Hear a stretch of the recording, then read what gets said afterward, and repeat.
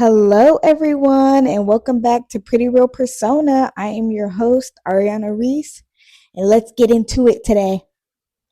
So, today's episode is about intimacy, and often we think about intimacy as the physical, but intimacy is way more than sex. So, today's episode is what is intimacy beyond sex? So, I kind of wanted to touch on some read some definitions of this as you know, like it's like I know like what some things of intimacy are, but I want to be specific and I want to educate you guys on um real things, especially things that are kind of a little bit beyond my knowledge. So uh emotional intimacy, it's the closeness we feel when we share our feelings, fears, dreams, and truths without judgment. It's built on trust, vulnerability, and the safety of being accepted as you are. So that's emotional intimacy. And me as a Cancer, I always make it about being a Cancer, but I promise you, it's it is, but it isn't. But I love some emotional intimacy. Like I love to be able to bear my emotions like freely and without judgment, and not even just like I mean like there's a time where you need to control your emotions for yourself, but I just mean like, you know, my fears, my dreams, like just being able to feel like you can completely be vulnerable without judgment and feel like you have trust in the person that you are bearing these emotions to. So for me, it's like emotional intimacy is very, very like key. I love some emotional intimacy, and it's like it's those kind of things that like when you can be emotionally intimate with someone like your partner, like that just makes the actual act of sex just like a soul experience. I'm giving y'all tips, boys and girls. Um, so spiritual intimacy. It says, is the connection we share through shared values, beliefs, or a sense of something greater. Whether that's God, the universe, or simply a shared purpose, it's when souls recognize each other beyond the surface.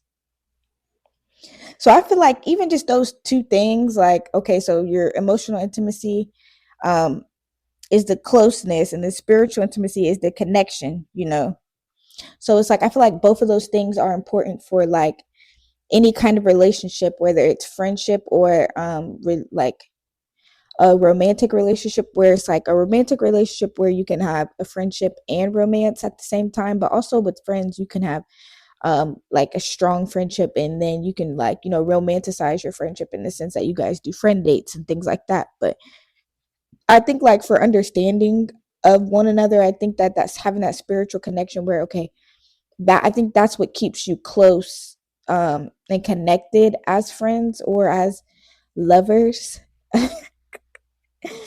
Is the fact that you guys have, you know, you have the shared values. And whether you have friends who believe in God, so you feel like, you know, you are more spiritually connected, or you speak about, you know, the universe, or you have a shared purpose, where you guys are like going into the right direction or the same direction together, you know?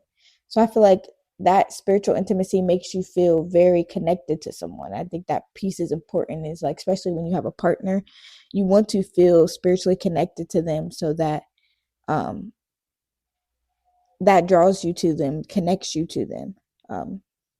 Yeah. And then intellectual intimacy, where it's sparked by deep, stimulating conversation. It's when your thoughts are met with curiosity, not judgment, when your ideas are challenged or expanded and not dismissed. I think that this is probably one of my, I love all of these.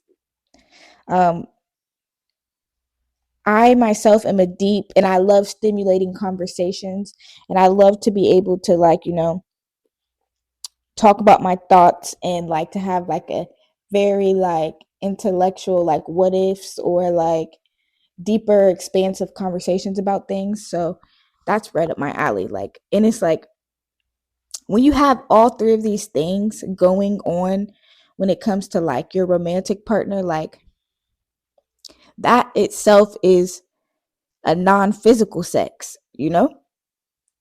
So, and also it just makes, like, again, the act of sex just so much more powerful, more of a soul to soul experience, because having all of these things, building up all of these forms of intimacy, whether it's intellectual, emotional, or spiritual, and have that intimacy beyond sex, because intimacy is so much beyond just sex. And then it's like when you intertwine them, it creates a depth of connection that is unmatched, and that can be sometimes more powerful than like a physical uh closeness and connection.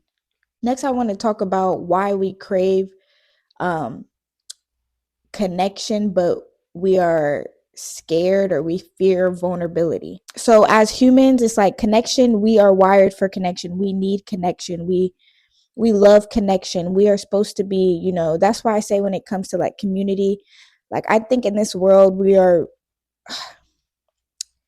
we have taken away like community, which one thing I do love about like some of these platforms like YouTube and TikTok, like they help you cultivate community, which I feel like is so important, because that's what we crave, what we want, and we need as humans.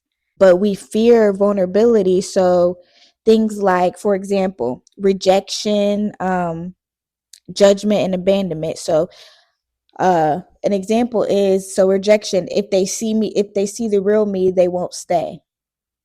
And a lot of, rejection is a hard thing, when you hear people say no, or you hear some, but it's like the worst someone can say is no. And it's like, so what? Then you'll find another way. It helps you, it challenges you to find other ways to do things. Um, or rejection is, I don't know if you guys have ever heard this, but rejection is redirection.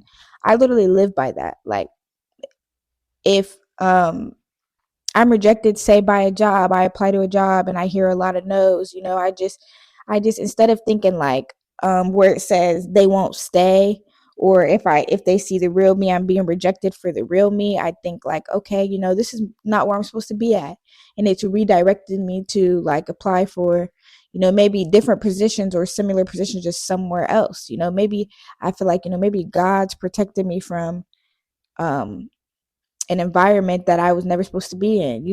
So it's like, and so a lot of times, like when we meet rejection, or we meet things that like just aren't going right, and we keep hitting a wall at something, that is what it is. It's redirection. It means we're not supposed to go that way. So I feel like a positive way to see rejection, instead of thinking like, taking it personal to like, oh, you know, if they see the real me, they won't stay. But it's like also like, okay, what if I show them the real me, and um I'm being spiritually protected, you know? And then judgment, they'll think I'm too much or not enough. Um I think a lot of times that does stop us from being completely vulnerable. Like just judgment, a lot of it's like we're all so apt to judge, but I will say like judging, you can judge someone and God will put you in that same position as them, the situation that you judge, just to show you you're not above anybody.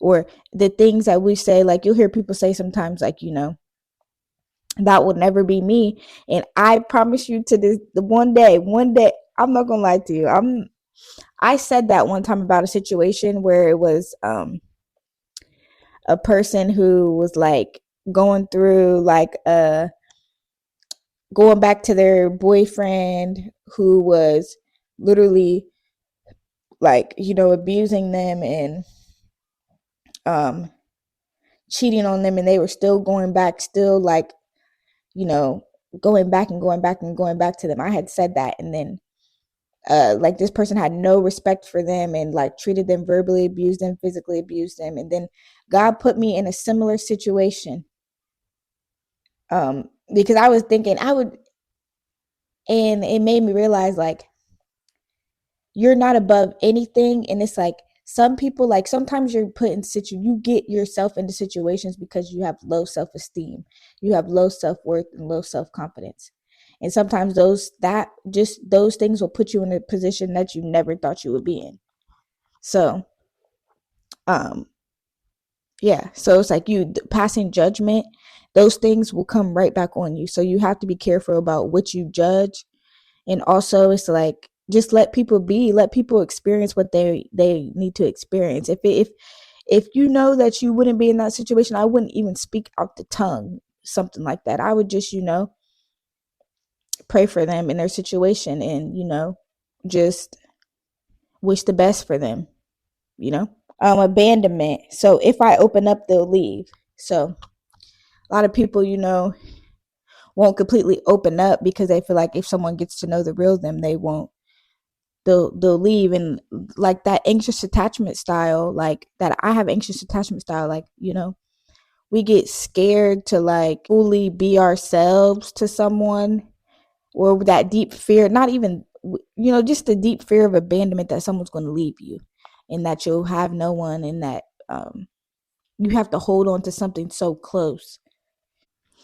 And I think, okay, so it's like the ultimate goal for healing and just remaining in your authenticity is to be able to be open and vulnerable, no matter what, of the fear of judgment, abandonment, or rejection. Um, just being open to all of that, being able to bear yourself, or to be your raw self, knowing that you could get all of those things, but knowing that no matter what, you're still going to be solid in who you are. That doesn't change who you're going to be. It doesn't change even the trajectory of your life. And some examples of what like that can look like, especially like intimacy and friendships and family and self.